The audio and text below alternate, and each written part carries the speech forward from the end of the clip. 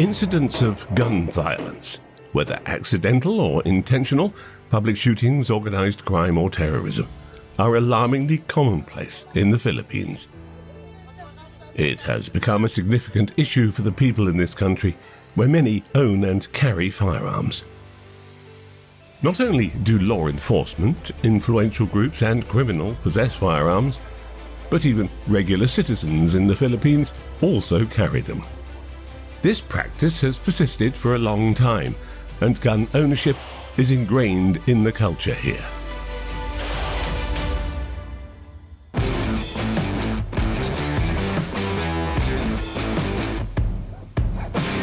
With the possible exception of the USA, nowhere else defines gun culture as perfectly as the Philippines.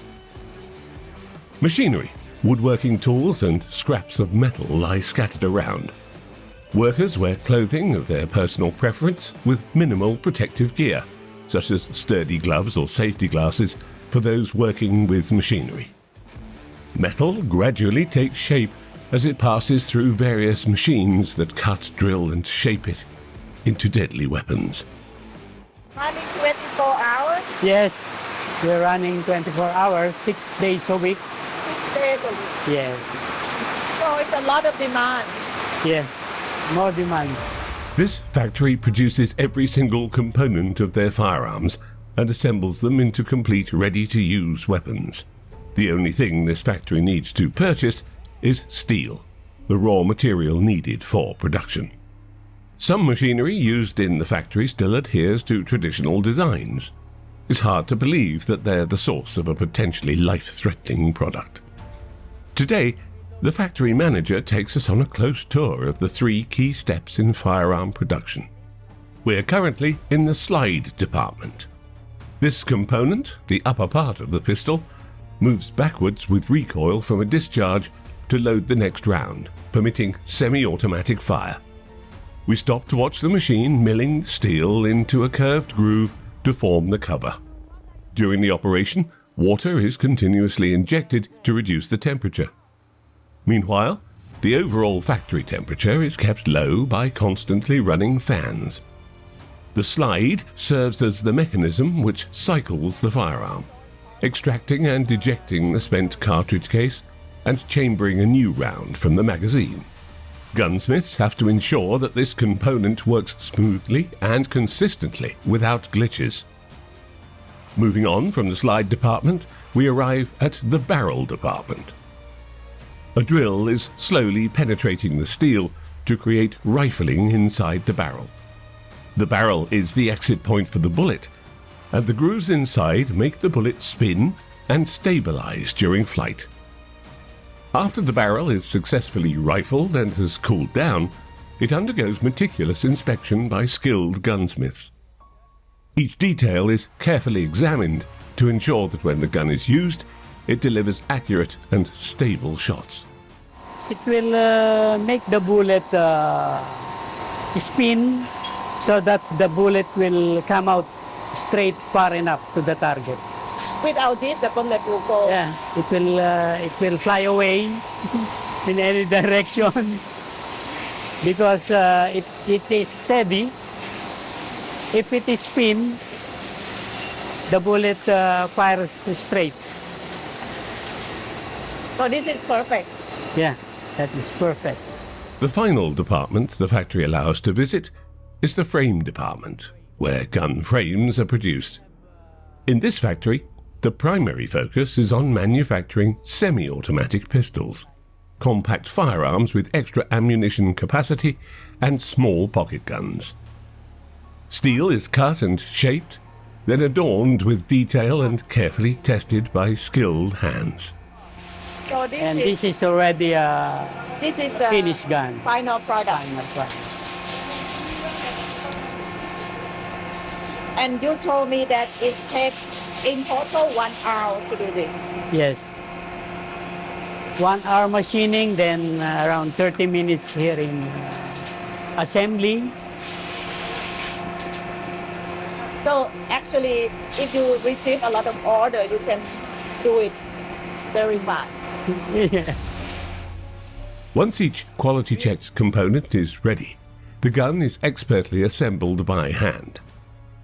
These firearms serve various purposes, ranging from being tools for peacekeeping, instruments of influence, and equipment for self-defense, to symbols of power. The gun has been a part of Filipino society since the colonial era, enduring over 300 years of Spanish and almost 50 years of American rule. This has shaped a culture beset by warfare, conflict, and the influence of Western civilization. The Philippines is now a country where the possession of firearms is popular, combining the macho culture with the promotion of gun ownership rights by the United States. This has normalized the idea of having guns in the house, not just those of criminals or rebellious groups, but extending to civilians and politicians who seek to establish influence. In the past, acquiring guns in the Philippines was relatively easy if you have a license to carry a gun, which was quite easy to get. All you needed was a valid ID or driver's license. You could walk into a mall containing numerous gun shops, fill out some paperwork, and become a gun owner. Nowadays, though, obtaining firearms legally has become more challenging. The Philippines has enacted new gun laws, requiring gun owners to renew their licenses every 2 years. Failing to do so could land you in prison for life. As one might expect, then, many gun owners rushed to get their licenses renewed, with police officials responsible for issuing licenses reporting that thousands of people were applying each day. Is that like this every day? A lot of people like this every day. Yes, yes. We are catering about 1,000 persons daily. But 1,000 per day every day, you must be like so busy. Yes, but not all 1,000 will be processed. Oh, Maybe we can process only about 700, including firearms registration. so they have to come back tomorrow if the case is not. Yes. There are 5 categories of firearm possession license in the Philippines. Type 1 allows possession of 2 barrels. Type 2 allows possession of 5 barrels. Type 3 allows possession of 10 barrels. Type 4 allows possession of 15 barrels. And Type 5 allows an unlimited number of barrels. Type 5, which is gun collector, you may own more than 15, but it should be a collector's item, meaning unique firearms, firearms with historical value. That's. So you can own 100 or 200 of them if it's collective collection. But that is collector's item. I see. Nonetheless, many applying for gun registration find this law inconvenient. Now, you are many papers to produce before you get it. For me, as a senior citizen, it's very hard to work with me. If I have to pay to arrange my paper, it's easy for me because I'm senior citizen. But no, you cannot give money to prepare your paper for you. Oh, okay. You are the personnel to go into the counter so that you can get your what you want. The process is complex, time-consuming, and involves additional expense.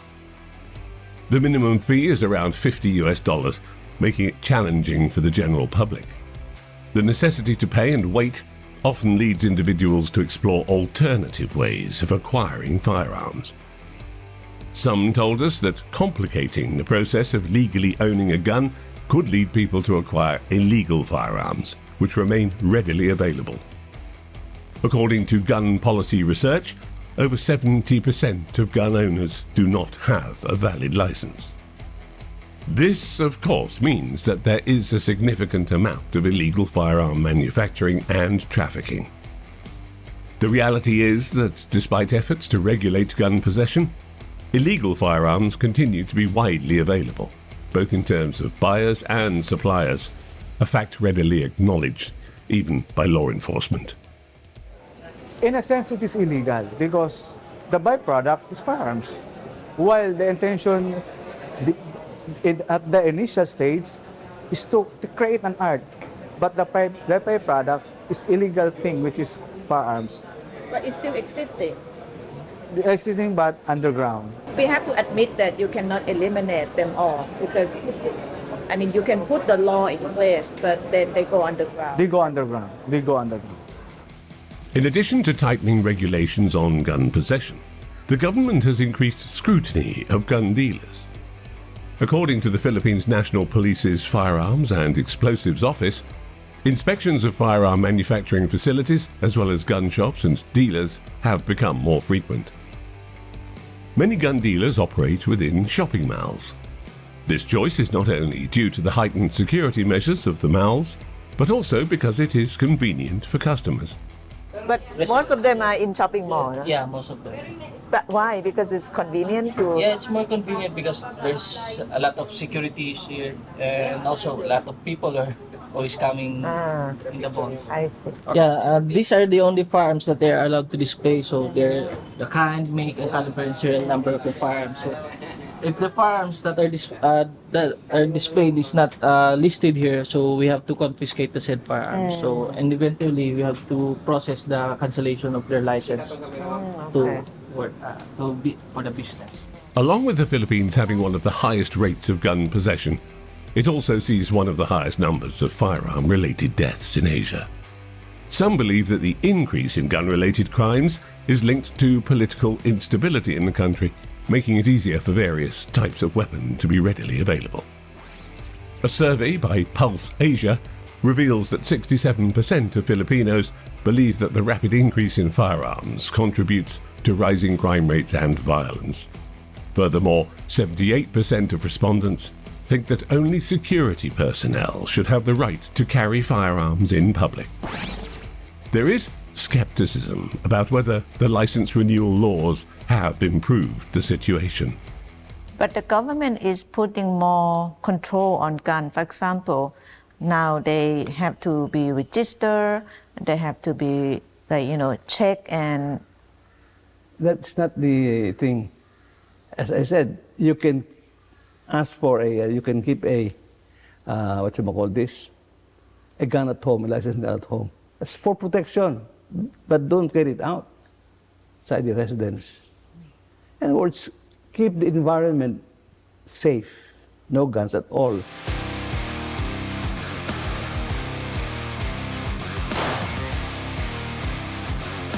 The deeply ingrained gun culture in the Philippines poses a significant challenge to the promotion of a gun-free society. Advocacy campaigns spanning nearly 2 decades aimed at creating a gun-free Philippines have not yielded significant results. Quite the inverse, in fact. The stricter firearm possession laws have actually led to an increase in gun possession. I have not lost hope. Gunless society is a journey, a lifetime. It's like every journey begins with a single step. You have taken the single step, second step, keep on. The most important thing is you do what is right. No matter what people say, no matter how many times you fall. In the view of gun ownership opponents, the argument that owning guns is for self-defense simply doesn't add up. They argue that guns serve only one purpose: to kill, and they do not play a protective role. The United States Stars and Stripes editorial viewpoint said the top 10 functions of a gun are to kill, to kill, to kill, to kill, to kill, to kill, to kill, to kill, to kill, kill more. Those are the 10 functions of a gun. See, it's very practical. In this house, if there is no gun here, nobody will die of getting shot. And there are so many things. A gun is sometimes it becomes an incentive. If you want to see more great content from all over the world, please like the video, subscribe to our channel and hit the bell icon. Thank you. The perspectives on gun possession are sharply divided between those who support and those who oppose it.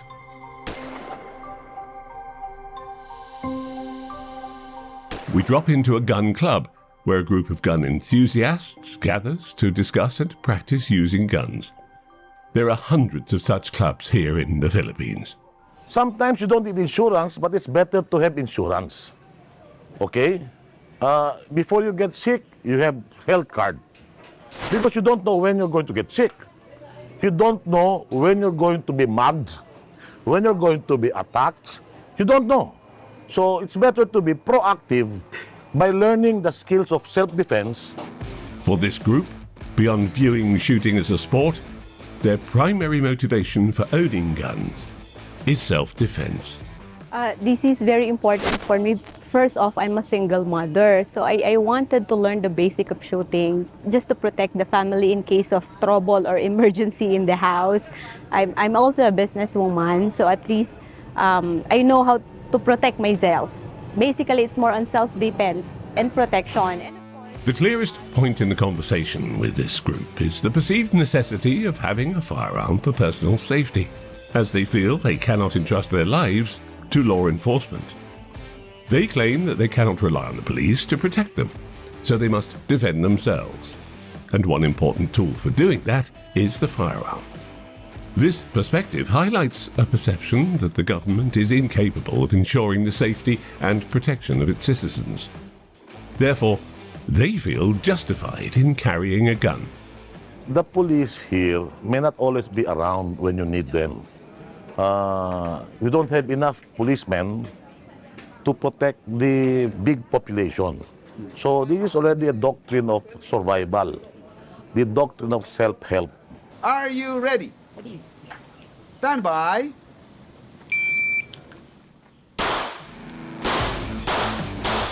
The fascination with firearms in the Philippines directly contributes to the level of crime.